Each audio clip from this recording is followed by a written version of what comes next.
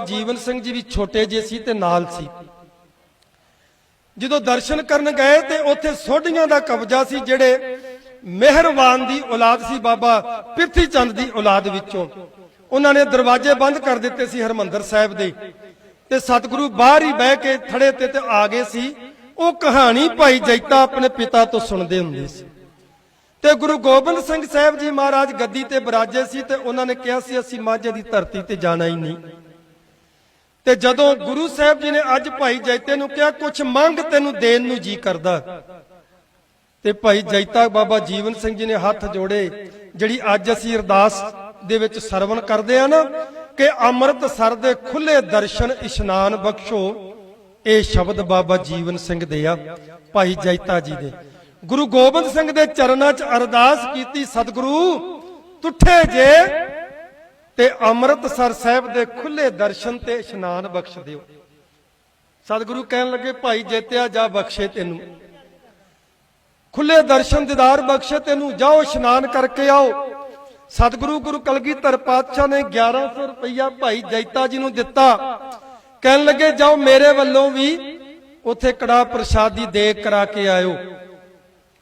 ਤੇ ਜਦੋਂ ਰਗਰੇਟਿਆਂ ਦੀ ਫੌਜ ਲੈ ਕੇ ਬਾਬਾ ਜੀਵਨ ਸਿੰਘ ਜੀ ਅੰਮ੍ਰਿਤਸਰ ਆਏ ਨਾ, ਗੁਰੂ ਕੇ ਬਾਗ ਆਣ ਕੇ ਉਤਾਰਾ ਕੀਤਾ ਦਲ ਪੰਥ ਨੇ, ਉੱਥੇ ਡੇਰਾ ਲਾਇਆ।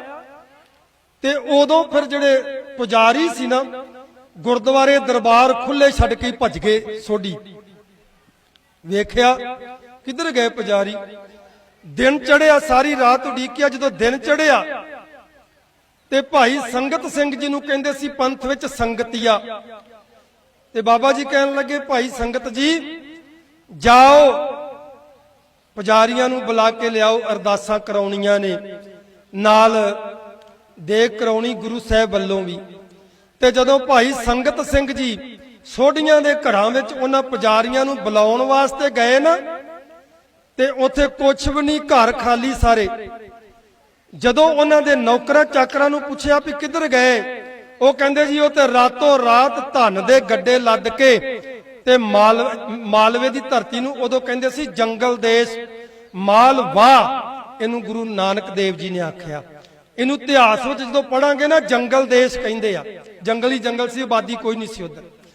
ਕਹਿੰਦੇ ਜੀ ਉਹ ਤਾਂ ਜੰਗਲ ਦੇਸ਼ ਨੂੰ ਚਲੇ ਗਏ ਧਨ ਦੌਲਤ ਦੇ ਗੱਡੇ ਭਰ ਕੇ, ਕਿਉਂਕਿ ਪੀੜ੍ਹੀ ਦਰ ਪੀੜ੍ਹੀ ਉਹ ਗੁਰੂ ਘਰ ਦੀ ਪੂਜਾ ਚੁੱਕਦੇ ਆਉਂਦੇ ਸੀ, ਬਹੁਤ ਧਨ ਸੀ ਉਹਨਾਂ ਦੇ ਕੋਲ। ਤੇ ਮਾਲਵੇ ਵਿੱਚ ਜਾ ਕੇ ਉਹਨਾਂ ਨੇ ਜ਼ਮੀਨਾਂ ਖਰੀਦ ਕੇ ਤੇ ਜਗੀਰਾਂ ਬਣਾਈਆਂ, ਪਿੰਡ ਵਸਾਏ।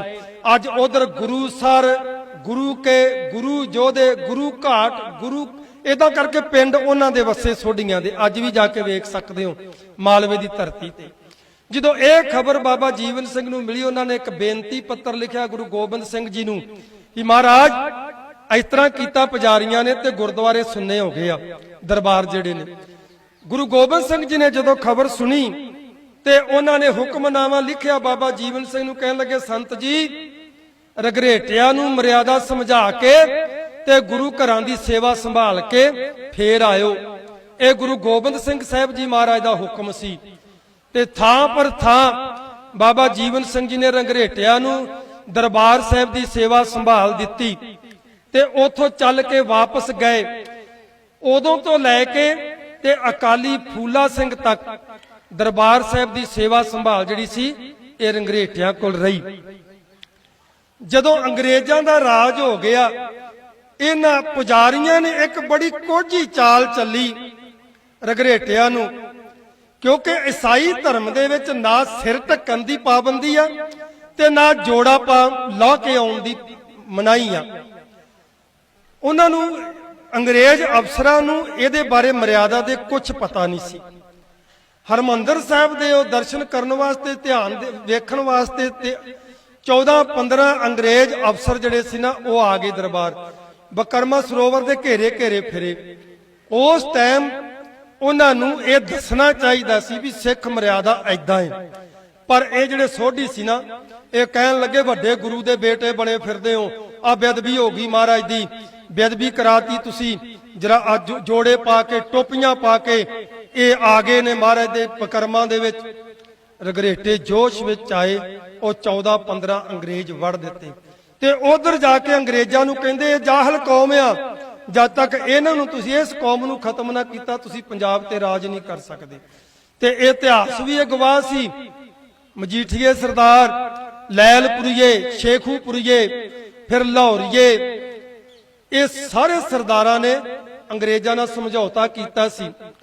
ਜਦੋਂ ਕੌਂਸਲ ਬਣੀ ਸੀ, ਅੰਗਰੇਜ਼ਾਂ ਨੇ ਬਣਾਈ ਸੀ, ਮਹਾਰਾਣੀ ਜਿੰਦਾਂ ਦੇ ਸਾਰੇ ਹੱਕ ਖੋਣ ਲੱਗੇ ਤੇ ਮੋਹਕਮ ਚੰਦ ਦਾ ਪੋਤਰਾ ਉਸ ਕੌਂਸਲ ਦਾ ਮੈਂਬਰ ਸੀ, ਉਹ ਬੋਲਿਆ ਵੀ ਇਹ ਜ਼ੁਲਮ ਆ। ਤੇ ਅੰਗਰੇਜ਼ ਅਫਸਰ ਨੇ ਕਿਹਾ ਸੀ ਇੰਨੇ ਸਰਦਾਰ ਬੈਠੇ, ਇਹ ਨਹੀਂ ਬੋਲਦੇ, ਤੂੰ ਬੋਲਦਾ ਹੈ, ਖਬਰਦਾਰ ਬੋਲਿਆ ਨੇ ਤੈਨੂੰ ਵੀ ਉਸੇ ਜਿੰਦਾਂ ਦੇ ਨਾਲ ਹੀ ਕਰ ਦੂੰਗਾ। ਉਹ ਵੀ ਚੁੱਪ ਕਰ ਗਿਆ ਸੀ।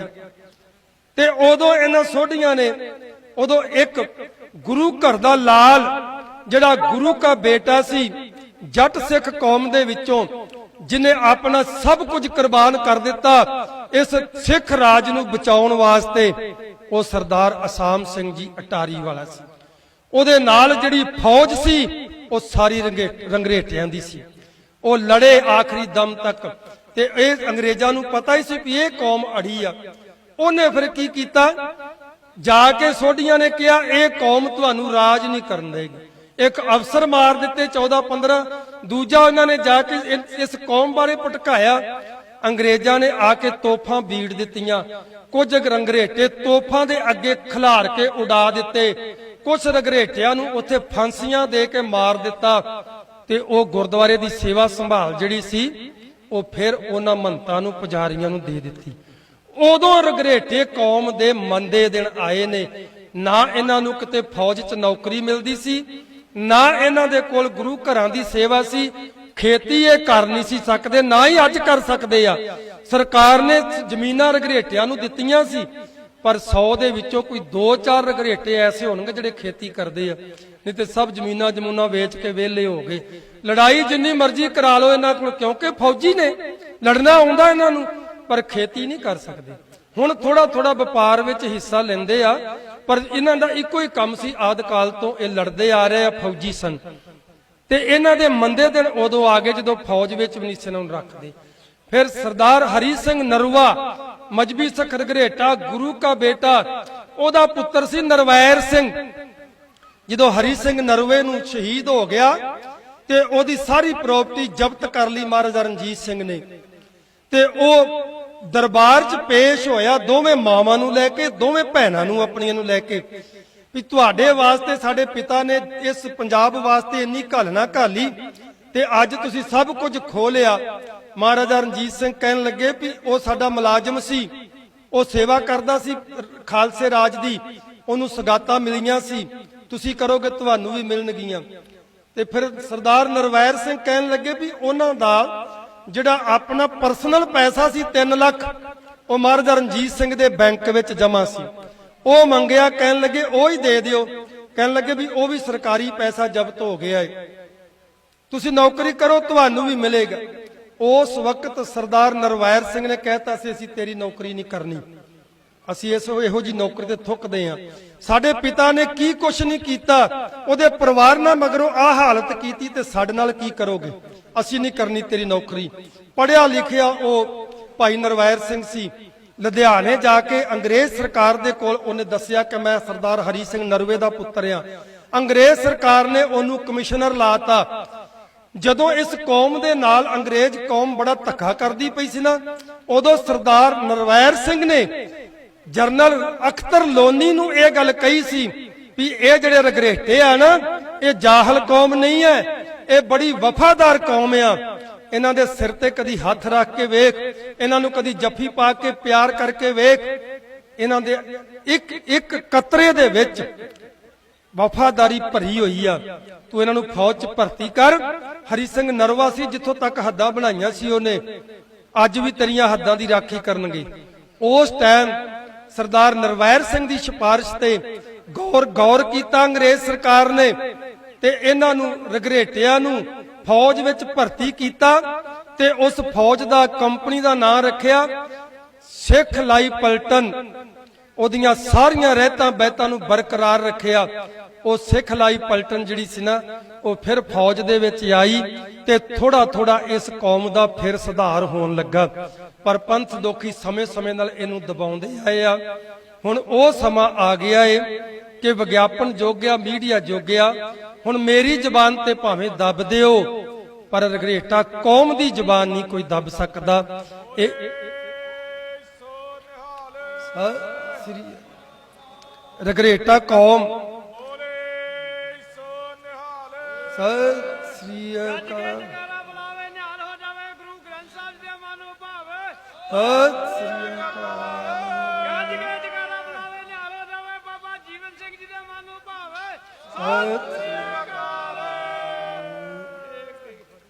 ਗੁਰੂ ਪਿਆਰੀ ਸਾਧ ਸੰਗਤ ਜੀ, ਇਹ ਰਗਰੇਟਿਆਂ ਦਾ ਇਤਿਹਾਸ ਇਹ ਦਾਸ ਨੇ ਤੁਸ਼ ਬੁੱਧੀ ਅਨੁਸਾਰ ਜਿੰਨੀ ਸਟੱਡੀ ਕੀਤੀ ਹੈ ਉਹ ਸੁਣਾਇਆ ਹੈ। ਤੇ ਆਖਰ ਦੇ ਵਿੱਚ ਮੈਂ ਖਾਸ ਕਰਕੇ ਮਜਬੀ ਸਿੱਖ ਕੌਮ ਨੂੰ ਇੱਕ ਅਪੀਲ ਕਰਾਂਗਾ, ਹੱਥ ਜੋੜ ਕੇ ਚਰਨਾਂ ਤੇ ਸਿਰ ਰੱਖ ਕੇ, ਐ ਗੁਰੂ ਪਿਆਰਿਓ ਪ੍ਰਚਾਰ ਕਰੋ, ਪ੍ਰਚਾਰ ਤੇ ਪੈਸਾ ਖਰਚ ਕਰੋ, ਆਪਣੇ ਬੱਚਿਆਂ ਨੂੰ ਪੜ੍ਹਾਓ, ਆਪਣੇ ਬੱਚਿਆਂ ਨੂੰ ਉੱਚ ਕੋਟੀ ਦੀ ਵਿੱਦਿਆ ਦਿਓ।